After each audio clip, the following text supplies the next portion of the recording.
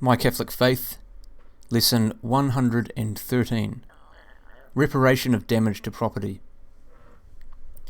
Once our Lord was walking through Jericho.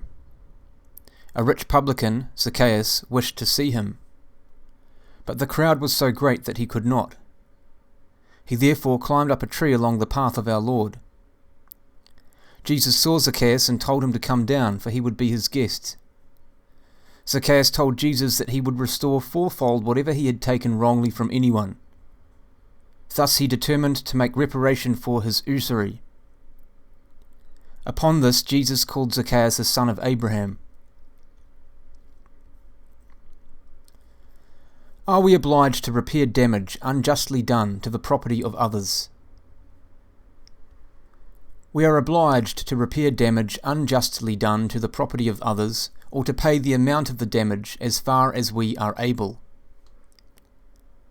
When a man is burning over a field or a vineyard, if he lets the fire spread so that it burns in another's field, he must make restitution with the best produce of his own field or vineyard.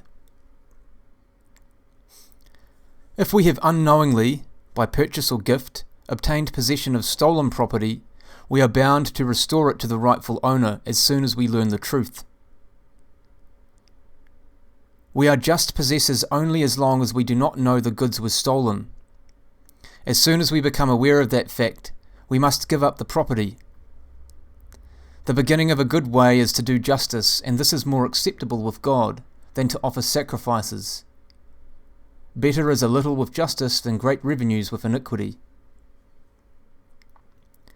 If one refuses to restore stolen property or to repair damage he has unjustly done to the property of others, he cannot be forgiven. He will not obtain pardon from God, nor absolution from the priest, even if he confesses sin over and over again. As long as one does not sincerely intend to make reparation, his sin will not be remitted, even though he entreat divine pardon with weeping or seek to appease divine justice by fasts and penances. It was not till Zacchaeus declared his determination to make restitution that our Lord called him a son of Abraham. Justice requires reparation of the evil we do, insofar as we have ability to make that reparation. Without restitution or reparation, there is no forgiveness. St. Alphonsus relates the story of a rich man who had an ulcer in the arm and was near death. The priest urged him to restore the property he had unjustly acquired, but the man refused, saying that if he did so, his 3 sons would be left penniless. The priest then said he knew of a cure for the rich man's disease. A living person must allow his hand to be burned, and while still raw, be applied to the ulcer.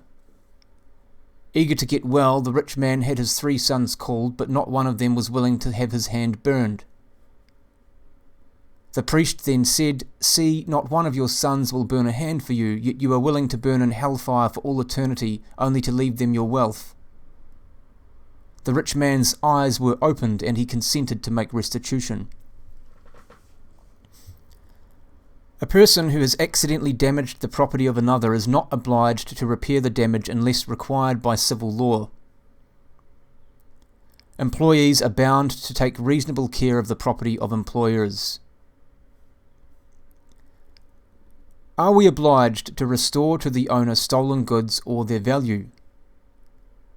We are obliged to restore to the owner stolen goods or their value whenever we are able. When a man steals an ox or a sheep and slaughters or sells it, he shall restore 5 oxen for the 1 ox and 4 sheep for the 1 sheep. If the rightful owner is dead, the property must be restored to his heirs. If there are no heirs, it must be given to the poor or for some other charitable purpose. If the thief cannot restore all he has stolen, he must restore all he can. If he has used what has been stolen, he must repair the damage done by restoring the equivalent. If he cannot restore anything, he must at least pray for the person he has wronged. If poverty or some other circumstance prevent the thief from making restitution immediately, he must resolve to do so as soon as possible, and must make an effort to fulfill his resolution. Restitution may be made secretly without letting the owner know that restitution is being made. For instance, a money order may be sent with a fictitious name, or the priest, who is pledged to secrecy, may be entrusted with the property to be restored. If we find an article of value, we must strive to discover the owner in order to restore the article. The more valuable it is, the greater our obligation to discover the owner and restore it to him. If after all our earnest efforts we fail to find the rightful owner, we may keep the article. A mason, engaged in repairing the stone wall of a building, found a metal box hidden in a cavity in the wall. He broke open the box and found that it contained jewels of all descriptions. He at once concealed the box and took it home without telling anyone what he had found. A few days afterwards, wishing to realize some money on the jewels, he took out several from a box and offered them to a jeweler for sale. The jeweler immediately had him arrested. The jewels he had offered were recognized as having belonged to a rich merchant who had been robbed and murdered a month before. The mason was unable to prove that he had merely found the box of jewels. He was tried and imprisoned for life for the murder of the merchant. What does the 10th commandment forbid? The 10th commandment forbids all desire to take or to keep unjustly what belongs to others, and also forbids envy at their success. We are permitted to desire the property of others only when we propose to obtain it by legitimate means, such as by purchase or exchange. For covetousness is the root of all evils, and some, in their eagerness to get rich, have strayed from the faith and have involved themselves in many troubles. Among those guilty of violating the 10th commandment are those who desire or resolve to steal or cause loss to others, even if the resolution is not carried out.